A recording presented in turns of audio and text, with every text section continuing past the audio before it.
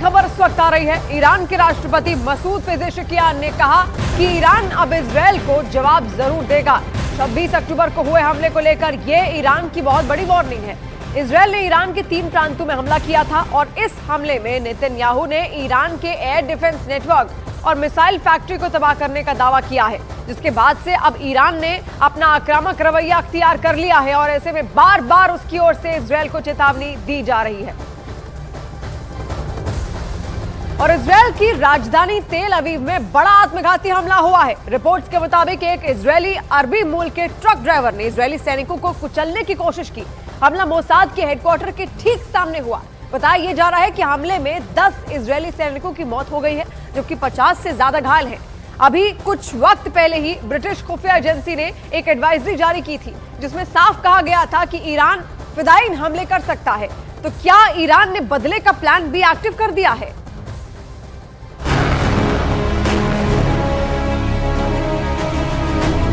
Israel में Iran के आत्मघाती हमले शुरू हो गए हैं। ईरान अब मिसाइलों से नहीं, फिदायीन हमलों से इजरायल को नुकसान पहुंचाएगा। इजरायल की खुफिया एजेंसी मोसाद के हेडक्वार्टर के ठीक सामने दुर्घटनाग्रस्त इस ट्रक को देखिए। ट्रक का ड्राइवर कहां है किसी को नहीं मालूम, लेकिन उसने जो इजरायल को नुकसान पहुंचाया है वो बहुत बड़ा है। रिपोर्ट्स की माने तो ये एक फिदायीन हमला है।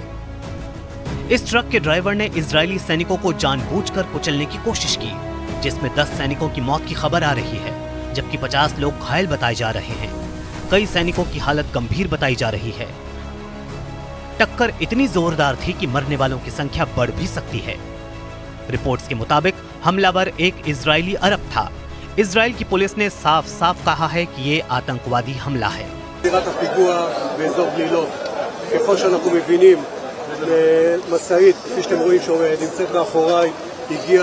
פגע באוטובוס ובכ-40 נפגעים שפונו מהזירה בדרגות פציעה שונות. אנחנו מתייחסים לאירוע הזה כאירוע פח"ע. זהות המחבל עדיין לא ידועה, ככל הנראה מדובר בערבי ישראלי. כרגע אנחנו יחד עם שירות הביטחון הכללי מנסים לברר את הזהות ולקבל ודאות. तो क्या ईरान ने इजरायल पर हमले की स्ट्रेटेजी बदल दी है? क्योंकि ब्रिटिश इंटेलिजेंस एजेंसियों को जो इनपुट मिले हैं, उससे खामेनेई और उनकी सेना के खतरनाक और खूनी प्लान का खुलासा हुआ है।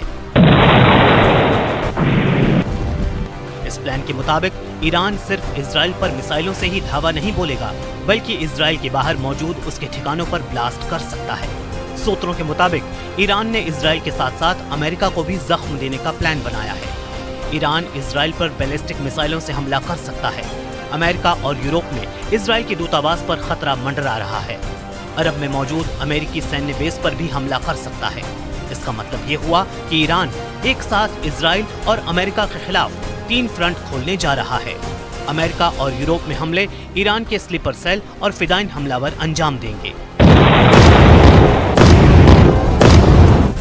ईरान ने कई देशों में मौजूद अपने स्लीपर सेल को सक्रिय कर दिया है और फिदायीन हमलावरों को भी काम पर लगा दिया है। इजरायल के अंदर मौजूद आत्मघाती हमलावरों को वीवीआईपी लोगों को मारने का टास्क सौंपा गया है, जबकि इजरायल के बाहर स्लीपर सेल को इजरायली दूतावास को उड़ाने की जिम्मेदारी दी गई है। ब्रिटिश इंटेलिजेंस एजेंसियों के मुताबिक ईरान के sleeper cell America, Britain, Switzerland, Italy, France, Greece, Turkey, Belgium, Denmark, Saudi Arab, Germany और स्वीडन में मौजूद हैं।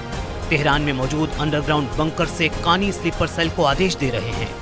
इजरायल और अमेरिका पर अब बहुत बड़ा खतरा मंडरा रहा है। ईरान के राष्ट्रपति ने भी साफ कर दिया है कि ईरान पीछे नहीं हटेगा, वो इजरायल को जवाब देगा और जरूर देगा। در این 40-45 سال ثابت کردن که در مقابل هیچ متجاوزی حاضر نیستن کوتاه بیان و کوتاه هم نخواهند اومد. قطعاً کسانی که آزادند در مقابل این تجاوزات و این جنایت‌های این رژیم سفاک کوتاه نخواهند اومد. ما از حق و حقوق کشورمون همیشه دفاع کردیم و دفاع خواهیم کرد. من شهادت عزیزانی که در نیروی هوایی ما و پدافند هوایی جانشون از دست دادن به خانواده‌شون تسلیت عرض میکنم. इजरायल में हुए ट्रक हमले के बाद इजरायली सिक्योरिटी एजेंसियां हाई अलर्ट पर आ गई हैं। इजरायल में मौजूद ईरान के स्लीपर सेल को ढूंढा जा रहा है।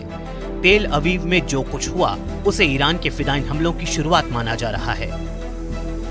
ब्रिटिश खुफिया रिपोर्ट्स के मुताबिक आने वाले दिनों में ईरान के स्लीपर सेल सिर्फ इजराइल में ही नहीं बल्कि अमेरिका और यूरोपीय देशों में भी हमले कर सकते हैं और इनका मुख्य टारगेट अलग अलग देशों में मौजूद इजरायली दूतावास हो सकते हैं।